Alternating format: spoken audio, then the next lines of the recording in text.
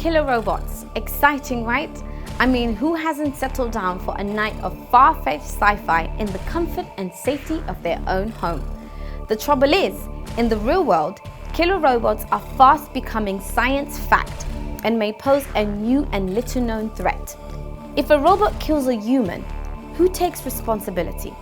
Hi everyone, I'm Nyasha Michelle and welcome to Amnesty International's channel.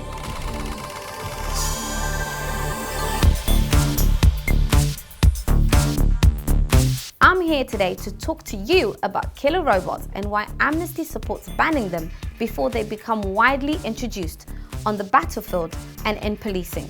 But first, what do we mean when we say killer robots? Is it Arnold Schwarzenegger's Terminator, first trying to destroy the human race, then coming to our rescue? I'll be back. Or the Daleks from Doctor Who, hell-bent on destruction but armed only with a plunger and a whisk? Exterminate! Or are we talking more Star Wars, where the bad droids are a menace, but the good droids are there to help Luke Skywalker? Will be destroyed for sure. This is madness. Okay, so before Amnesty gets accused of calling out robot rights abuses, when we say killer robots, we're talking about AWS. This stands for Autonomous Weapons Systems, which use artificial intelligence to decide who to target and attack and when to use force without any human control. So why is this such a big deal, Amnesty? Why are you using cool robo-apocalyptic films as a scare tactic for stuff that won't affect us? Well, here are 6 reasons why killer robots should be on the scrap heap. Machines shouldn't be making decisions about life and death. Supporters of AWS say removing humans from the equation would increase speed, efficiency, stealth, and would also cut out those emotions, panic, fear, revenge, which can lead to mistakes and unlawful actions. They used to say guns don't kill people, people do. Well, people don't. They get emotional, disobey orders, aim high. But there is a fundamental ethical concern here about delegating this much power to machines.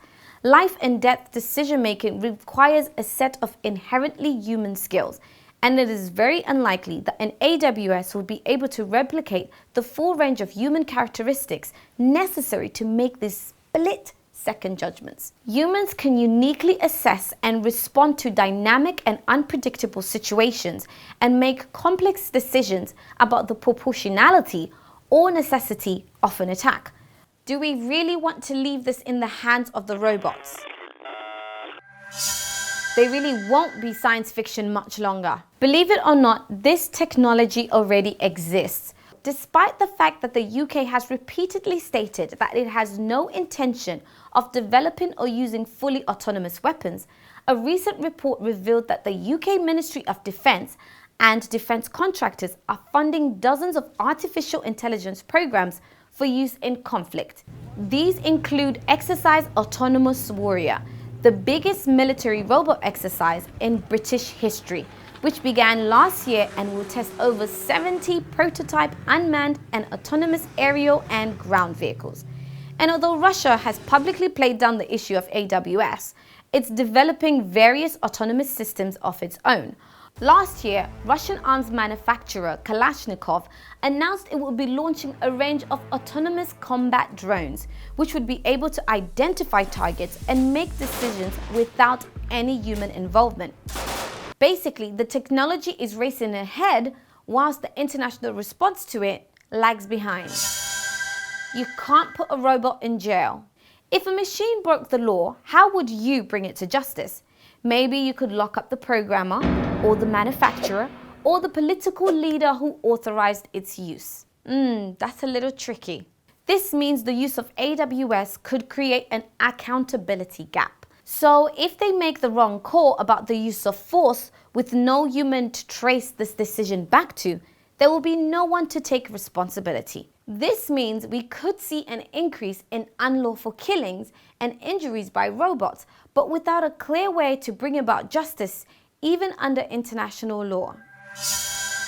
Trust the experts. Google staff signed an open letter protesting Google's involvement with Project Maven, a program which uses machine learning to analyze drone surveillance footage in order to help the US military identify potential targets for drone strikes.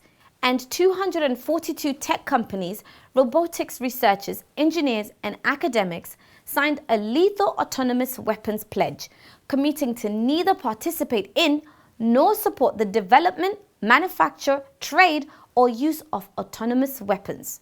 Critics of AWS include the Campaign to Stop Killer Robots, as well as some of the world's leading pioneers in their field, not least Apple co-founder Steve Wozniak and the late Stephen Hawking, people who know what they're talking about when it comes to technological development. If thousands of scientific and legal experts are so concerned about the development and potential use of killer robots and agree that they need to be banned, isn't it a little worrying that governments are choosing to ignore their advice? The scariest reason of all. We saved the best till last. Remember those post-apocalyptic films we just all love to watch? You know, the ones where the machines have taken over and enslaved the human race? Pretty far-fetched, right? Well, if killer robots ever were deployed, it would most likely be near impossible to stop them. As the increasing and unchecked use of drones has demonstrated, once weapons systems enter into use, it is incredibly difficult to regulate or even curb their capabilities. The reality is that the many reasons for banning this dangerous technology far outstrip their advantages. Thanks for watching, and don't forget to like and subscribe to watch more of our amazing content on what your rights are and how you can use them. Still fancy that sci-fi movie? Maybe I'll just pick a rom-com tonight.